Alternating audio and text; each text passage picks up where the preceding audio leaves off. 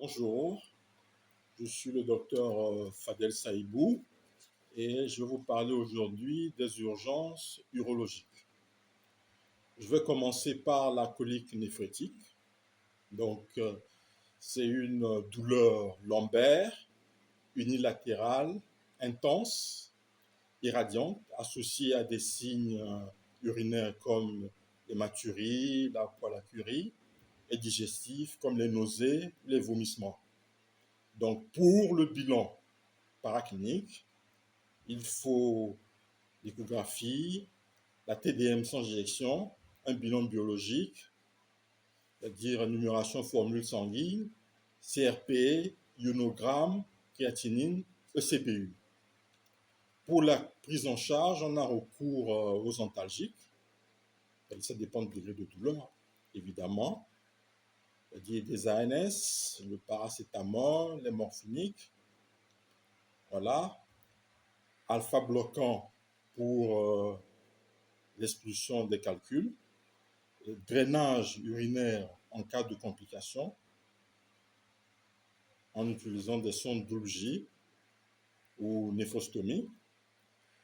Et les cas graves nécessitant une hospitalisation sont la pyélonéphrite aiguë obstructive, l'insuffisance rénale aiguë obstructive et des douleurs résistantes. Nous allons passer à une autre situation, celle de la retention aiguë d'urine. Donc c'est quoi? C'est l'impossibilité d'uriner, une douleur sous-pubienne, un glot vésical. Donc c'est dû à un obstacle sous-vésical ou à l'hypocontractilité vésicale.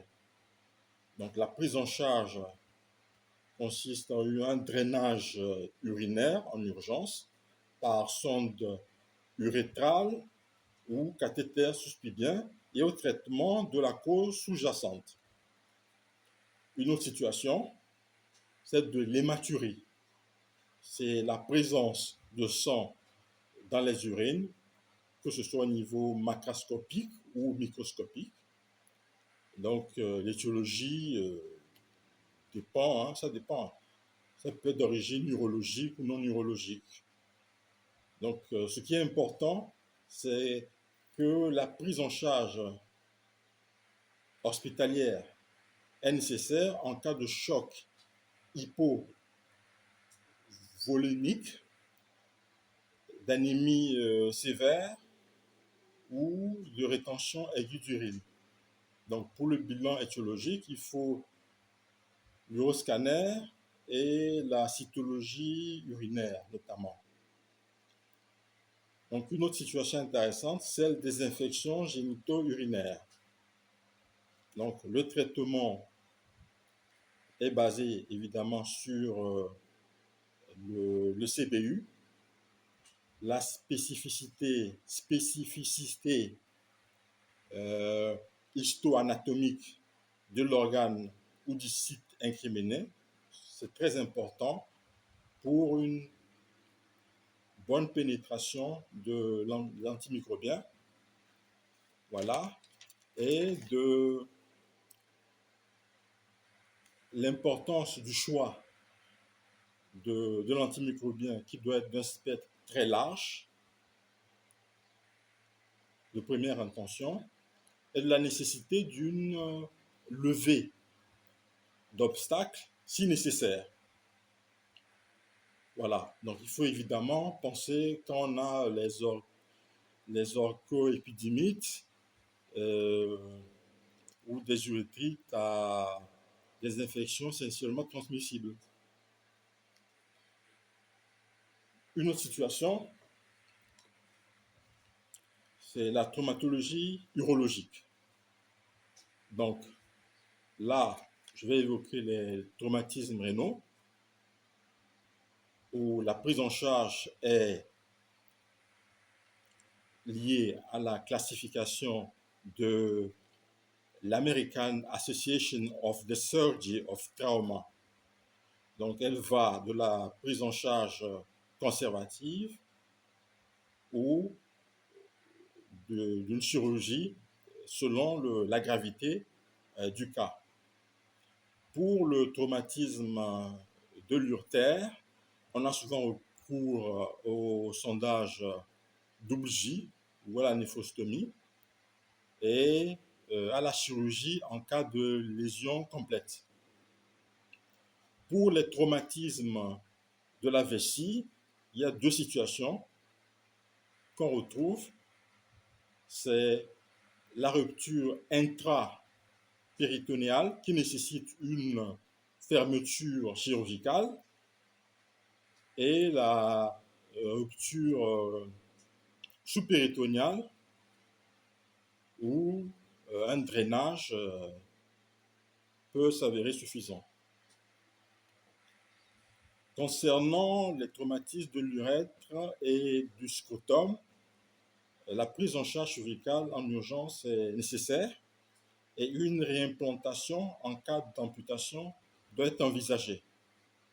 Une autre situation très intéressante, c'est celle de la torsion du cordon spermatique. C'est quoi? C'est une douleur scrotale, brutale, le testicule ascensionné, et c'est grâce au score TWIST, c'est-à-dire Testicular Workup for Ischemia and Suspended Torsion, qu'on peut avoir toutes les précisions nécessaires pour poser le bon diagnostic clinique, bien entendu. Donc, la prise en charge consiste en une détorsion manuelle immédiate et une exploration chirurgicale en urgence. Pour les phimosis et paraphimosis, tout ce que je peux dire, c'est que le traitement conservateur à base de corticoïdes pour les phimosis, s'il est positif, alors on peut s'arrêter là. Sinon, une chirurgie peut s'avérer nécessaire en cas d'échec. Pour les paraphimosis, il faut essayer une réduction manuelle en urgence. Sinon, envisager également une chirurgie. Maintenant, pour le cas du priapisme, donc c'est quoi? C'est l'état d'érection prolongée dépassant 4 heures, parfois douloureux, en dehors de toute stimulation sexuelle. Donc, on a des priapismes de bas débit où l'érection est rigide, douloureuse et le gland mou. Et les priapismes en haut débit où il y a une semi-érection moins douloureuse, parfois non douloureuse, et accentuée par une stimulation sexuelle.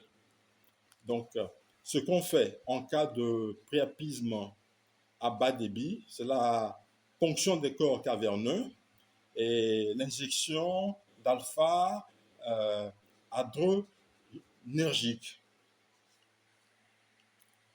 Donc, en cas d'échec, shunt chirurgical. Pour le priapisme à haut débit, donc on optera pour un traitement conservateur, donc une embolisation en cas de fistule artério-caverneuse et éventuellement une ligature artérielle chirurgicale. L'autre situation, c'est les complications des stomies et des prothèses. Donc, au niveau des stomies, on peut avoir le prolapsus stomial. Donc, ce qui serait bien de considérer, c'est des soins locaux. Et au cas où le prolapsus est vraiment important, alors une reprise chirurgicale. Pour les infections des prothèses, il faut une antibiothérapie ciblée et une explantation du matériel infecté. Je vous remercie.